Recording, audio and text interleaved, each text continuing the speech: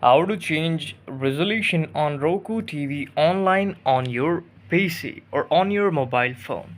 So this is a quite simple thing you can do. You just have to change or switch the quality or streaming video from the menu itself in the Roku app. Now I will simply go on the notepad here and show you some of the genuine steps for it. To change resolution in Roku TV, first step is press the home button on the Roku TV remote and scroll down, select setting option.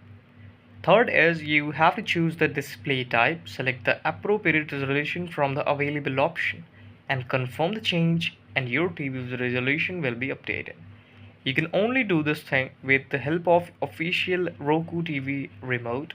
You cannot do it without that. So I'm just showing you the steps for it. You can do it on your computer or your TV.